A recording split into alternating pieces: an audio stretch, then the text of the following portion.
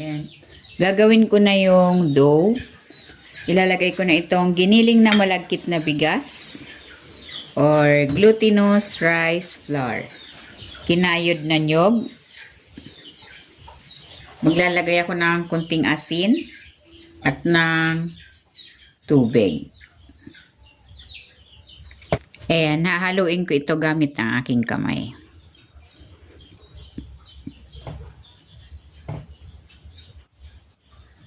Dagdagan natin ng tubig. Kung hindi ka pa nakapag-subscribe sa aking channel, please subscribe at i-click mo na rin ang notification bell para lagi kang updated sa aking latest recipes.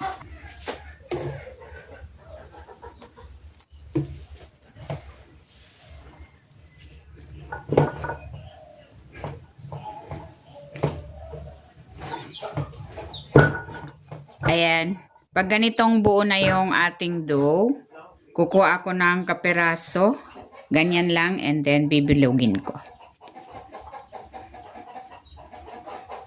Ayan, ganyan lang. Uulit-ulitin ko lang ang proseso hanggang sa maubos itong ating dough. Ayan. Ayan, ito na. Tapos na akong magbilog-bilog. Nagpainit na ako ng mantika. Magpiprito na ako. Ilagay na natin.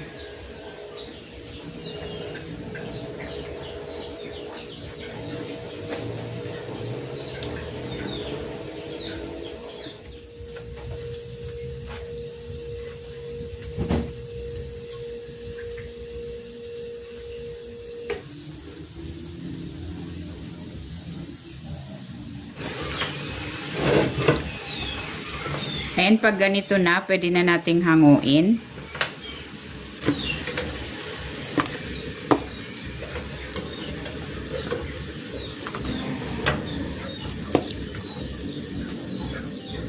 Ayan, next maglalagay ako ng asukal dito sa mantika. Tayin natin itong mag-caramelize. Ayan, pag ganitong nag-caramelize na yung asukal, ibabalik ko na dito yung prinito nating malagkit.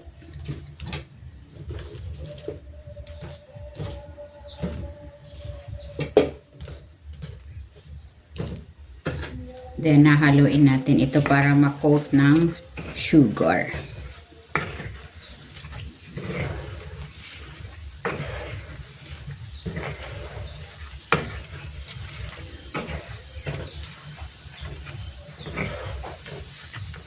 Kailangan mahina lang yung apoy para hindi masunog yung karyoka.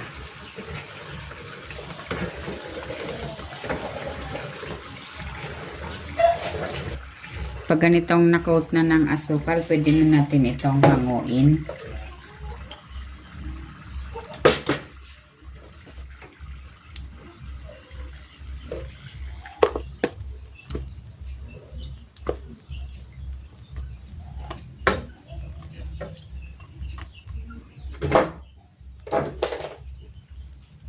Ito na, ready na itong karyoka.